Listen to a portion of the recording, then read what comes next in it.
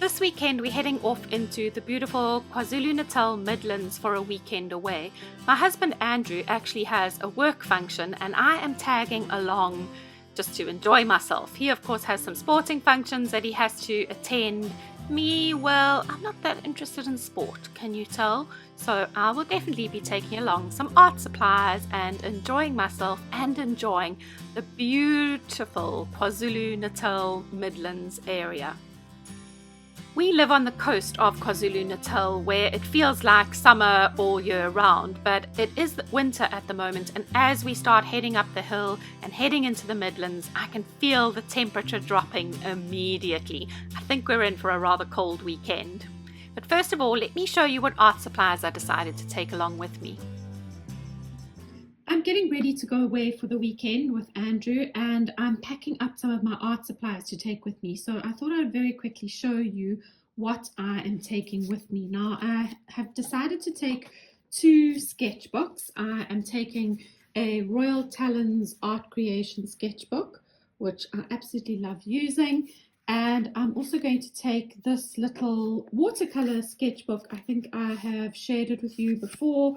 I showed you a little tester of some of the new watercolors that I got in my traveling watercolor set. And so I'm going to take this little one along with me. It's got really nice thick paper and I thought I would give it a try. It's just the perfect size to go traveling with as well. I also like to take 2 sketchbooks with me because often if I've got wet material with me while I'm working on one and maybe it's drying a little bit, I can start a little drawing on another one and I can work betwixt and between the 2. I find having just one sketchbook with you when you go away quite limiting, because if your surface is wet, then you're pretty stuck waiting for it to dry. So I have got 2 little sketchbooks, and then I've got a little board that I'm taking along with me as well. This is just a piece of masonite board that I have cut, and I find it really helpful because I can peg the little sketchbook onto the board and use this as a little surface, like almost like a little tabletop if I am painting.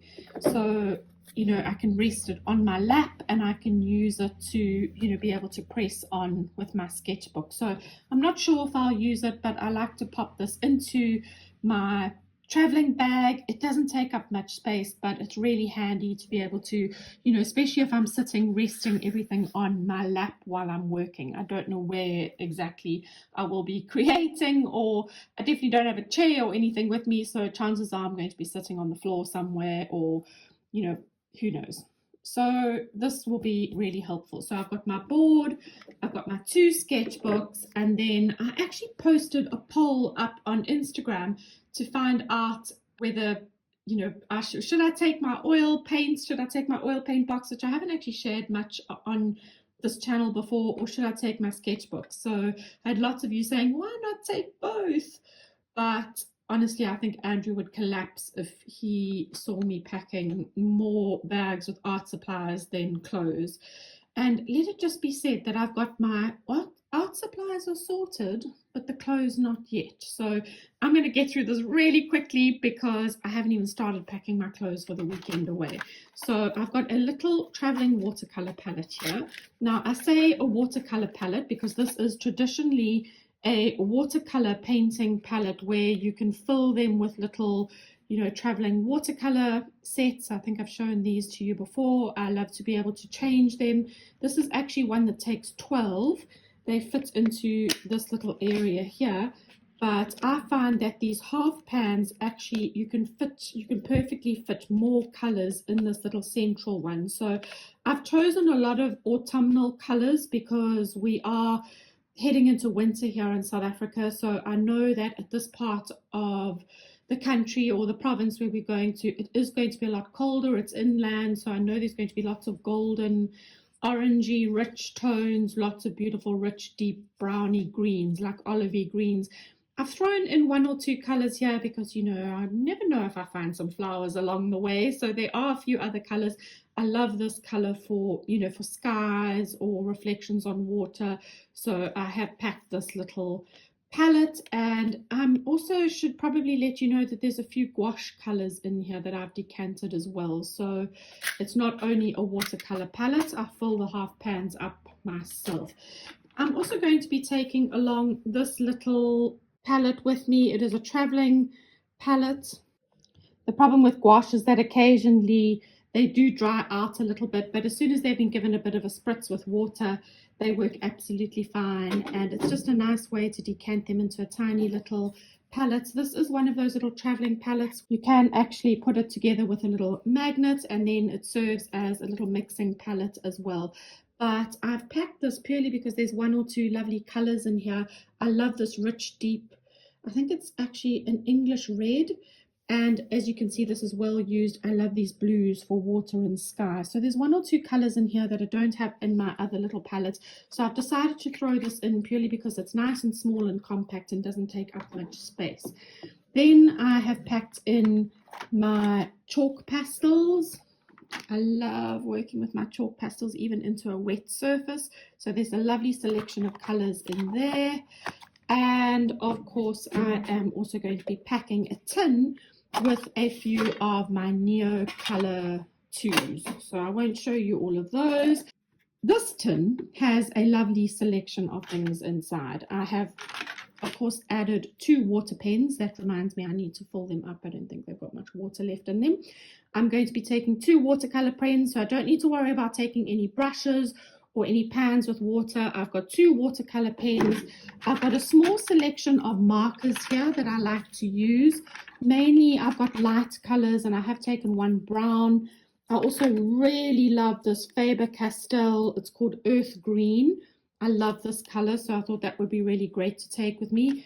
I've taken a bit of an extra white gouache. I'm sure I won't need it, but I found white gouache is really helpful if you need to cover something or, knock back an area. And then I've just got a selection of colored pencils that I love. I've pulled out mostly colors that are quite autumnal.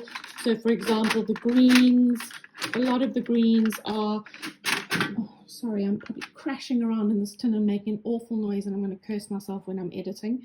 But a lot of the greens are very sort of earthy, olivey, greeny colors, a lot of golden rich colors, a lot of lovely browns. We are, as I said, going into a winter season at the moment. And I've just, of course, popped in a sharpener just in case any of them need a sharpen. So a nice little compact tin of everything I need. Hopefully once I pop the lid on the tin and gathered all of these little palettes, it hopefully won't take up too much space in my little black painting bag.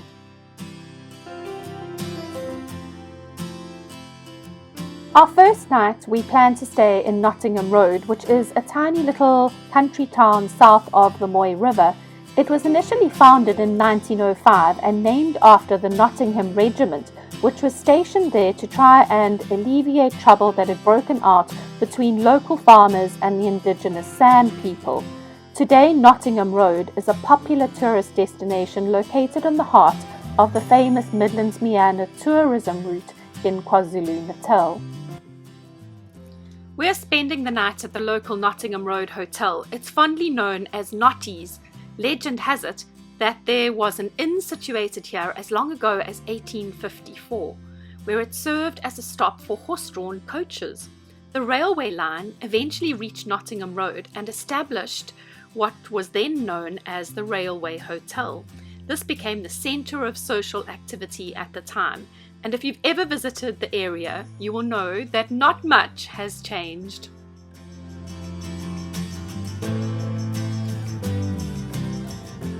Now, legend has it, like any old ancient hotel, that Nottingham Road Hotel is haunted.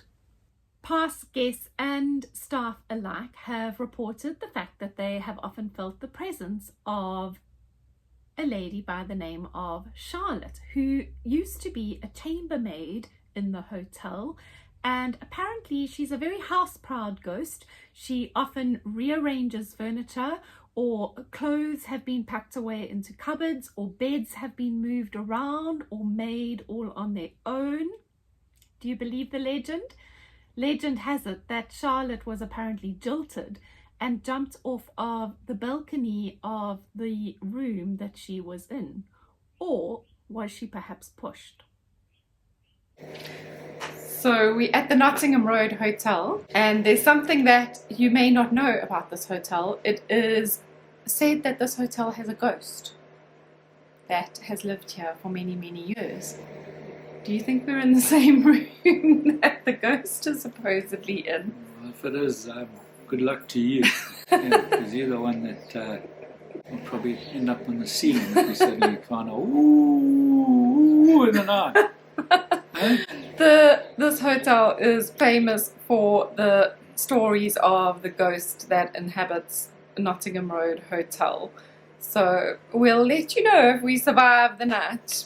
But they say if you have a draft before 3 o'clock on a Friday afternoon, you won't see the ghost. So it's now 25 to 3. Maybe it's time for a draft, eh? I guess I know where he's heading. We had a few minutes before we had to attend our first function, and so of course Andrew found a cozy little spot at the pub. I was more interested in keeping warm. It was freezing cold. I am sitting editing this video, and oh my giddy aunt, I am having such a giggle to myself. Did you see the look on Andrew's face? I don't know if he was more horrified because I had whipped out the camera on him, which of course he did. He initially was like, "What are you doing? Are you filming me?" And I have to give him credit. He always panics a bit when I whip out the camera, but he's always such a good sport. But he had such a bewildered look on his face. I don't know whether it was the camera or the thought of Charlotte the ghost that was scaring him the most. But I have been crying with laughter editing this video. I've had to cut so much of it out because he kept looking at me. He's like pulling funny faces. And anyway, I just want to say he's a good sport.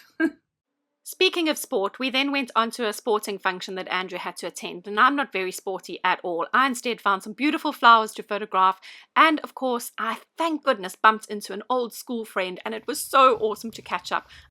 But it was so cold, all I could think about was finding a place to keep warm. The next day, we had booked into a beautiful little cottage on the Moy River. Moy means beautiful in Afrikaans, and beautiful it certainly was. So Andrew and I made it through the night with no visits from the well-known ghost at Nottingham Road Hotel, Charlotte. Charlotte didn't pay us a visit, thank goodness. Anyway, we are now at a beautiful little farm for our next stay this evening. And this little farm house that we're staying in a little cottage. And it is just on... Sorry, there's a tractor going past. It is just on the Moy River. So it is freezing cold today, but I'm going to pack up my art supplies and I'm going to head off down to the river and see if I can find a nice little spot to paint in. So hope I don't freeze my tush. Anyway, let's go.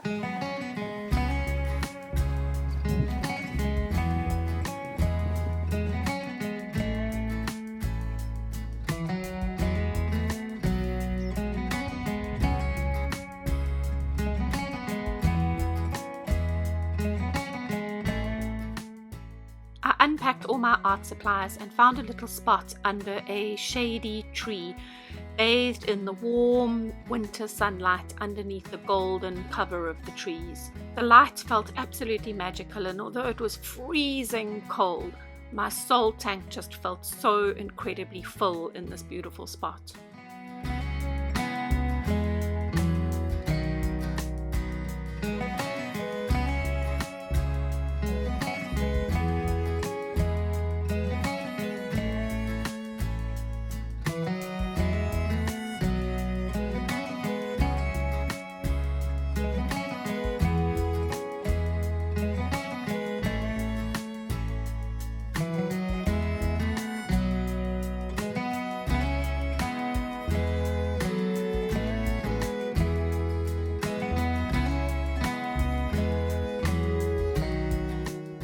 I always like to start off with just doing some simple drawing, just simply observing the space around me. I usually just choose one color, maybe a colored pencil or even a pen, and just draw and mark make and document and basically do almost like drawing without looking, where I'm just observing my space. Somehow it manages to get my eye in, just get me looking, observing, seeing colors, shapes, and noticing the things around me. It's a bit like a warm-up exercise.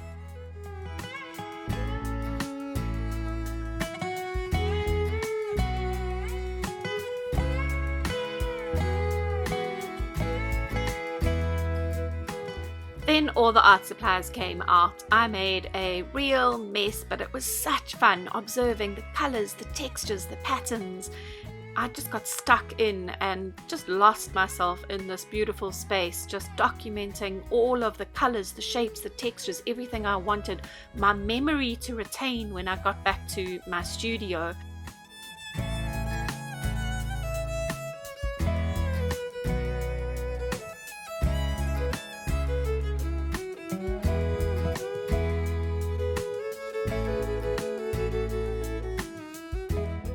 As I'm documenting, I'm never really too worried about realistic depictions of what is in front of me. I'm wanting to quickly capture the essence of what I'm seeing, the essence of those colors, the textures, and everything around me. I want to absorb it all, remember it all, take it with me when I go back into my studio space and carry it in my soul tank as a visual memory of marks and textures that I can take into my own artwork.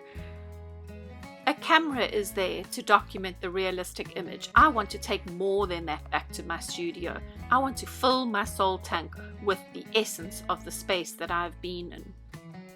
Sadly, my time went too quickly. The wind picked up, it started to get really chilly, and I had to also go and join Andrew at another function that he was attending. So sadly, I had to pack up all the art supplies and start making my way back to our little cottage.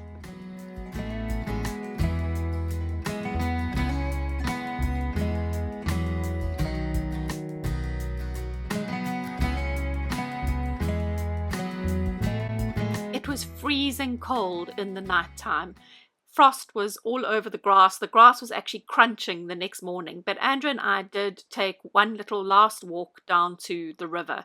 This is such a beautiful part of the country, and if I had my way, I would definitely be looking at getting a house up here in the Midlands to come and stay. But unfortunately, with children still at university and Andrew's job still needing him in the city, unfortunately, it was back to the city we had to go, but not without all of these beautiful memories.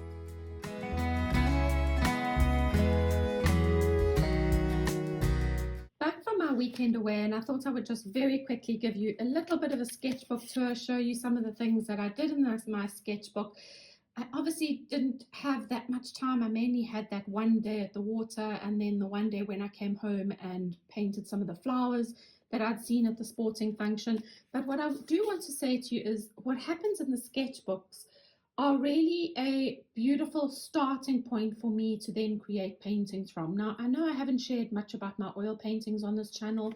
I share mostly about my sketchbooks and my processes of creativity, which in actual fact are the food for my other work, for my paintings. So a lot of what I've done in the sketchbook will then provide the creative food for the paintings that I will go on to do. I've obviously got a lot of photographs, but the best source of inspiration comes not from the photographs, it comes from the marks that I've made, the things that I've observed.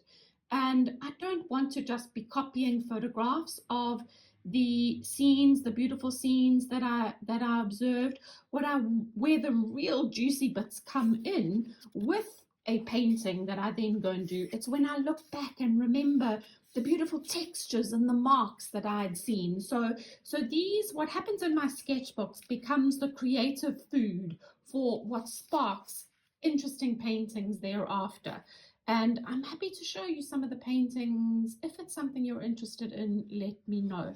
But this was just the quick initial sketch that I did when I sat down. I did work into it with a little bit of color, just kind of mapping what colors were there. But initially, as you saw, it was just a quick, almost drawing without looking, sketching what was happening and just observing some of the shapes, some of the textures around me. And then I did some color references. There were such beautiful golden autumnal colors in the trees. And you can see here, I'm not looking to create realistic renditions of what is before me.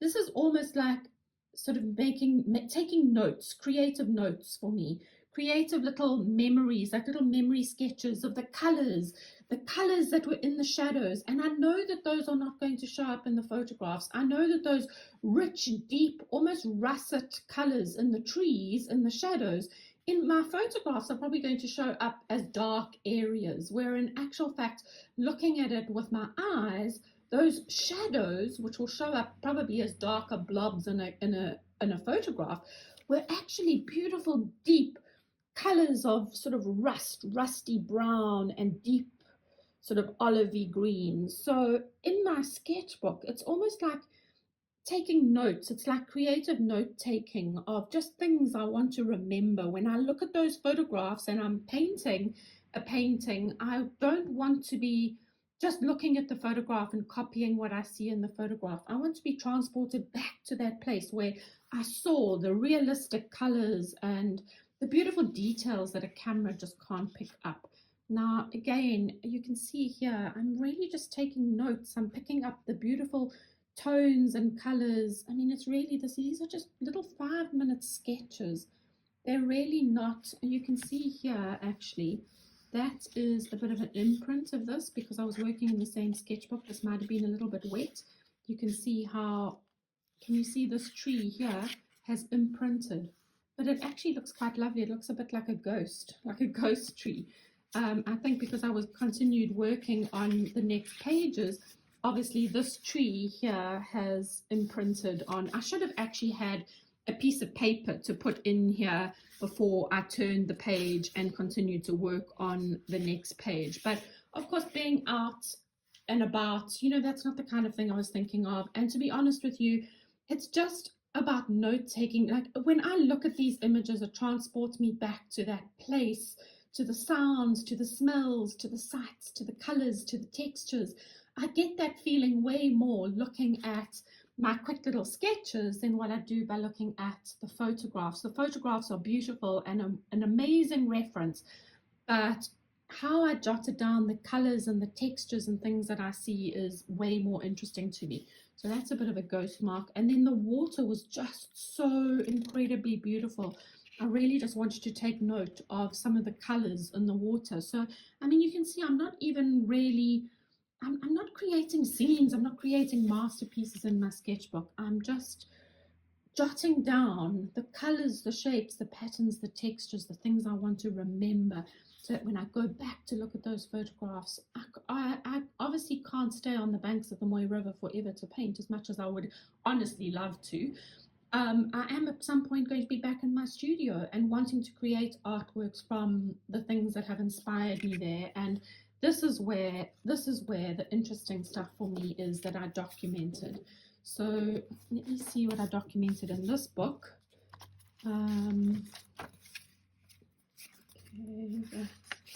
Okay, so this is from the flowers that I had showed you, the function that I went to with my husband. Of course, I was spending more time watching the flowers and looking at the beautiful arrangements than watching the sport.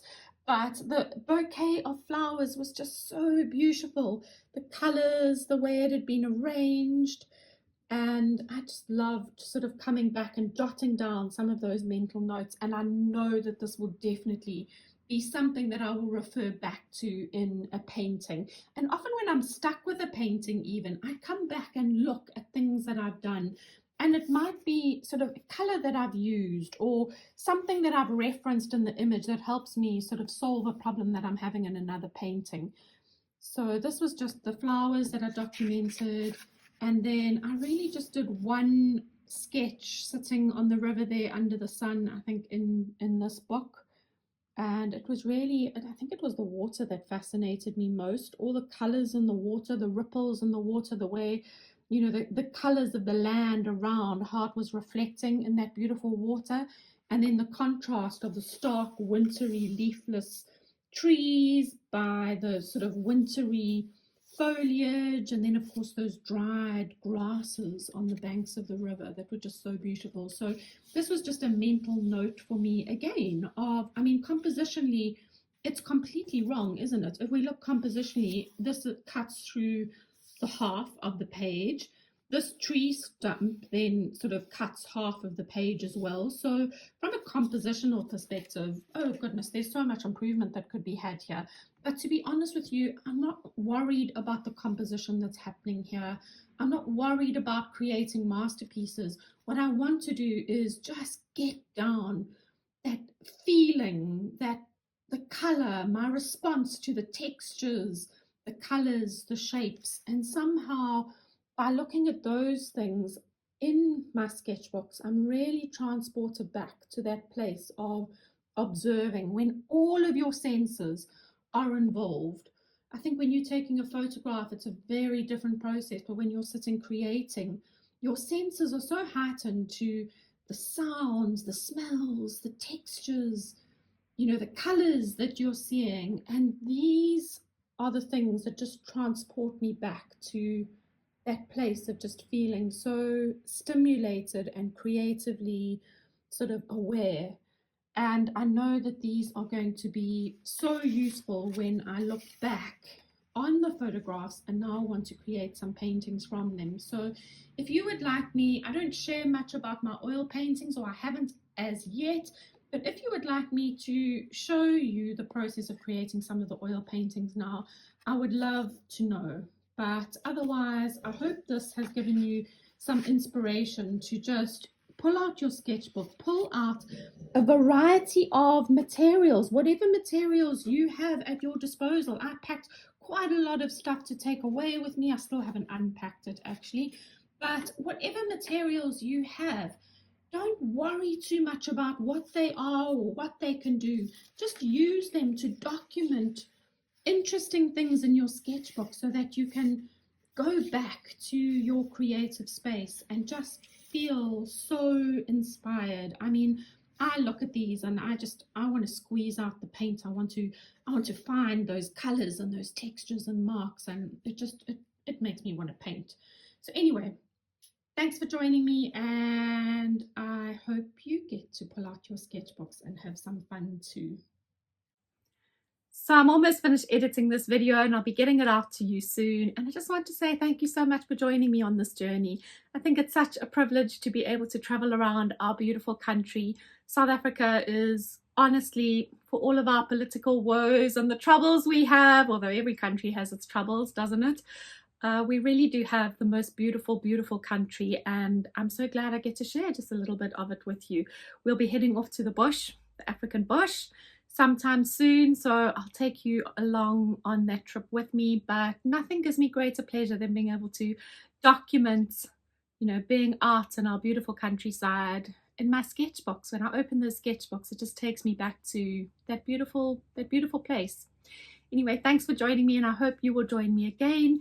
If you have enjoyed joining me, please like and subscribe, and I'd love to share with you again sometime soon.